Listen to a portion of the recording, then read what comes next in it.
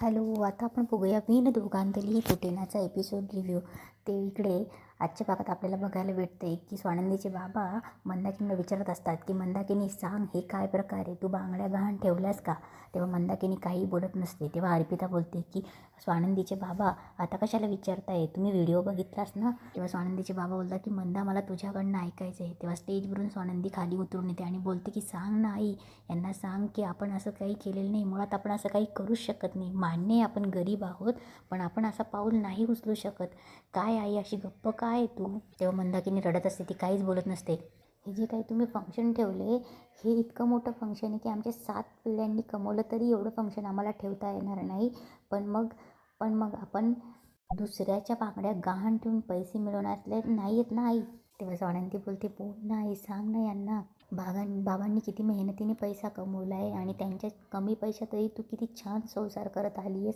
सांग ना आई, यांना का गप्प बसली आहेस? पैसे नसले ना तरी पण आम्ही जे काही पैसे त्यात समाधानी राहणारी माणसं आहोत. आम्ही खूप समजदार माणसं आहोत. स्वानंदी रडून रडून समजवण्याचा प्रयत्न करत असते आणि आमच्या घरात श्रीमंत सून येते, त्याच्यामुळे आमचे विचार नाही बदलणार की तिच्याकडनं आपण पैसे घेऊया. स्वानंदी रडत असते आणि बोलते की आई अगं बोल ना तू काहीतरी. तेव्हा स्वानंदी बोलते की आई सांग ना, तू का अशी गप्प उभी आहेस? तू काय मान खाली घालतेस? तू पैसे मिळवण्यासाठी बांगड्या गहाण ठेवल्या? बोल ना आई, आणि का केलंस तू हे पैसे मिळवण्यासाठी?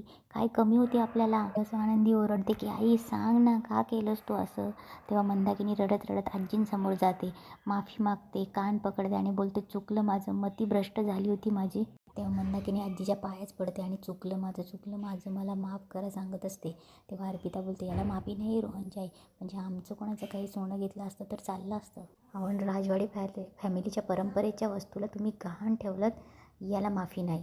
तेव्हा आजी जातात स्वानंदीकडे आणि बोलतात, स्वानंदी. आजी बोलते, माझ्या कुटुंबाची जबाबदारी मी तुझ्यावर सोपवणार होते, माझ्या कुटुंबाची शान आणि अब्रू मी तुझ्यावर सोपवणार होते. थोड्याशा पैशांसाठी राजवाड्या घराण्याचं वैभव विकायला काढलंस. तेव्हा आजीला काहीतरी त्रास व्हायला लागतो, ती थकल्यासारखी खूप धापा टाकायला लागते.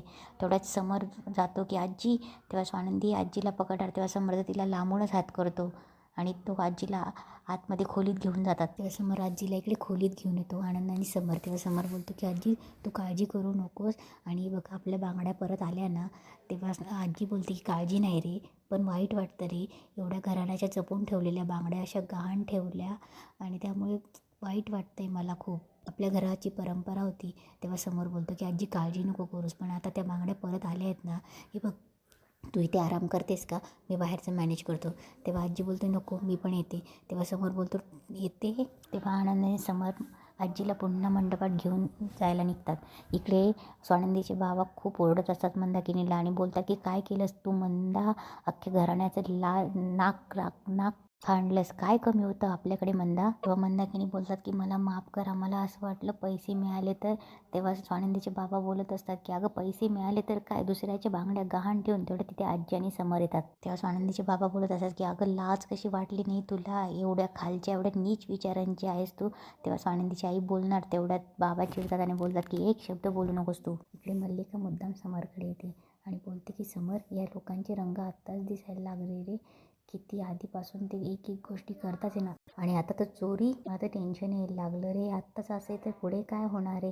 मला माझ्या आदिराची काळजी वाटते रे, माझ्या आदिराला काही झालं तर मी नाही जगू शकणार समर. असं इमोशनल करून मल्लिका तिथून निघून जाते. तेव्हा स्वानंदीचे बाबा समरकडे जातात आणि बोलतात, माफ करा समर साहेब, या बाईमुळे आमच्या घराला कलंक लागला असतो एकेकाचा स्वभाव, म्हणून मी कानामागे टाकत गेलो, पण आज हिने आमची इज्जत धुळीला मिळवली.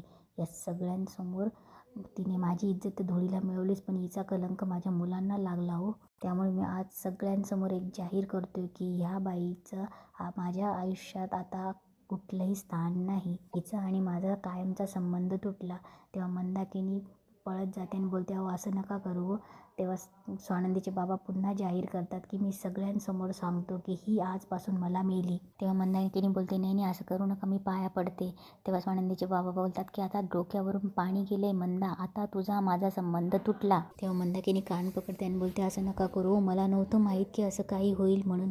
तेव्हा स्वानंदीचे बाबा बोलतात की मंदा, आम्ही राजवाडे घराण्यात इतके श्रीमंत नाही आहोत, पण आमचा मान आहे, आम्हालाही अब्रू आहे, आम्हालाही स्वाभिमान आहे, आज आम्ही श्रीमंत नसलो तरी ताठ मानेने जगत आलो आहोत आणि तुझ्या या हव्यासामुळे आबरू गेली आमची. तेव्हा स्वानंदीचे बाबा बोलतात, आपला संबंध तुटला, यापुढे मला तुझ्याशी बोलायचंही नाही, मी तुझ्या हातचं काही खाणारही नाही, तुझ्या हातचं पाणीही पिणार नाही, आजपासून तू माझ्यासाठी या जगात नाही.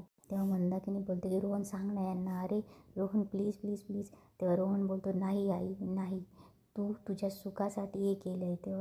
तेव्हा मंदाकिनी बोलते की अरे मी तुमच्या सुखासाठी केलं. तेव्हा रोहन बोलतो नाही आई मी कमी पैशातही खुश आहोत, तुला श्रीमंत व्हायचं होतं ना म्हणून तू केलंस. तेव्हा रोहन बोलतो नाही आई नाही, हे सगळं तू तुझ्यासाठी केलं आहे आणि तुला माहिती आहे आज फक्त तुझ्यामुळे मला या सगळ्यांसमोर मान शर्मेने खाली घालावी लागली आहे. तेव्हा रोहन रडायला लागतो. तेव्हा स्वानंदी बोलते स्वानंदी रोहनला गप्प करते. तेव्हा रोहन बोलतो की का नको बोलू आई, तू बघितलं नाहीस का हिने काय केलं आहे, अगं हिच्यामुळे किती शर्मेने मान खाली घालावी लागते आणि का नको मी बोलू.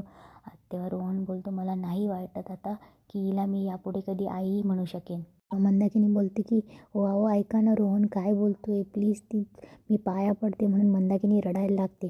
तेव्हा समर आनंदला बोलत असतो की चूक केली रे मी, इतके दिवस मी माणसांना समजून घेण्याचा प्रयत्न करतो, मी माणसांना जज करत होतो, पण या चुकीच्या माणसांना मी पाठिंबा देत होतो. खरं तर मला आधिराला समजवायला हवं होतं. तेव्हा समर बोलतो आधिराला त्यांच्या घरात पाठवून सगळ्यात मोठी चूक करतोय मी, आधिरा त्यांच्या घरी खुश नाही राहू शकत, हे लग्न ठरवून मी सगळ्यात मोठी चूक केली आहे आनंद. तेव्हा मल्लिका आधिराकडे जाते आणि बोलते की आता काय वाटतंय तुला, अजूनही तुला रोहन चांगला मुलगा वाटतोय का. अगं त्या मुलांवरचे संस्कार बघ ना, त्या बाईने काय संस्कार केले, अजूनही तुला त्या घरात जायचं आहे का. तेव्हा आधिरा काहीच बोलत नसते. तेव्हा मल्लिका बोलते की तुला असं वाटते का मी तुझं नुकसान करेल. नाही बाळा, मी तुझं भलंच बघेन, मला पण वाटतं माझ्या डॉलचं लग्न व्हावं.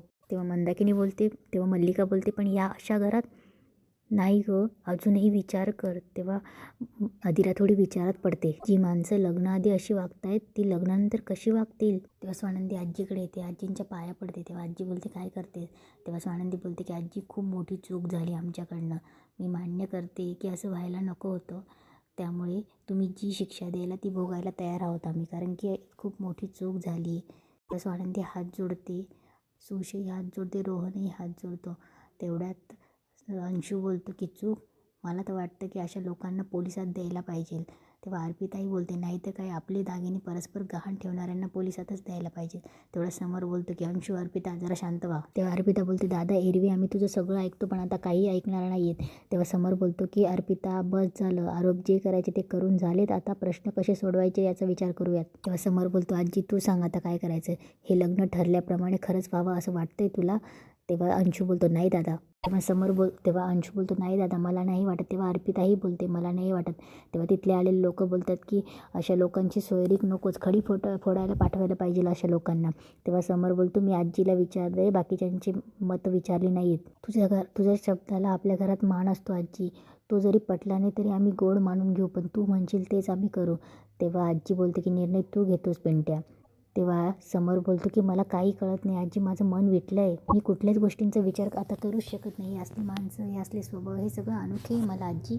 आत्तापर्यंत ना मला जे वाटलं तेच करत गेलो मी आजी, पण आता ना सारासार मला विचार करण्याची ताकदच उरली नाही आहे. आणि आत्ता जर मी एखादा निर्णय घेतला ना तर त्यामधनं सगळ्यांचंच नुकसान होईल, त्यापेक्षा तूच निर्णय घे. तू सांग आजी, तू सांगशील तो सगळा निर्णय आम्हाला मान्य असेल. आजी आता सगळं हाताबाहेर चाललं आहे, प्लीज सांग काय करायचं आहे. तेव्हा आजी बोलते जे झालं ते नको व्हायला हवं होतं, आमचं नशीब आम्हाला ते कळलं, नाही तर आम्ही भ्रमातच राहिलो असतो. तेव्हा आजी बोलते जे घडून गेले ते बदलता येणार नाही, पिंट्या मला निर्णय घ्यायला सांगतोय. पण मी जुन्या पिढीचे, आमच्या पिढीमध्ये माफ करून पुढे जायचं हेच आम्ही करत आलो, पण आताचा काळ आणि परिस्थिती वेगळी आहे. मी काहीही म्हटलं तरी संसार माझ्या पोरांना करायचा आहे. माझ्याकडून माणसं ओळखण्यात चूक झाली असेल, पण निर्णय त्यांनीच घ्यावा ज्यांना निभवायचं आहे. तेव्हा आजी बोलते समर तू आधिराशी बोल, तुम्ही जो निर्णय घ्याल तो अंतिम असेल. इकडे मल्लिकाला, अंशूला आणि अर्पिताला टेन्शन येतं की हे लग्न होतंय की काय. रोहन आधिराकडे जातो आणि बोलतो की आधिरा तू कसलंच प्रेशर घेऊ नको, तुला जर हे लग्न या क्षणी मोडा असं वाटतंय ना तरी तू कर, तू प्रेशर घेऊ नको, कारण की तुझ्या जागी कोणीही असतं तरी तिने हेच केलं असतं. I am really sorry Adhira, I am really sorry. आधिराला रडायला येत असतं. तेव्हा स्वानंदी बोलते आजी रोहन आणि आधिराचं एकमेकांवर खूप प्रेम आहे, पण तरीही तुम्हाला जो निर्णय मान्य असेल तो घ्यायला आम्ही तयार आहे, आणि आज जे काही झालं ना ते योग्य नाही झालं. तेव्हा स्वानंदी समरला बोलते की आज तुम्ही मागे फिरायला तयार झालं तरी मी मनाला लावून घेणार नाही. तेव्हा स्वानंदी बोलते की चूक आमची, त्यामुळे मी शिक्षा भोगायला आम्ही तयार आहोत आणि तुमचं जे काही बांगड्या गहाण ठेवल्या त्या गोष्टीत आम्ही परत जी काही मानहानी झाली ती परत नाही आणू शकत. पण आजी तुमचा एक आणि एक पैसा मी कष्टाने परत करीन एवढं मात्र खात्री आहे. तेव्हा स्वानंदी सगळ्यांसमोर बोलते की आज जे काही झाले ते सगळे आम्ही जाहीरपणे माफी मागतो. तेव्हा स्वानंदी बोलते आणि यात खरंच खोटेपणा नाही आहे एवढं समजून घ्या आम्हाला. आणि इथेच आजचा एपिसोड संपतो.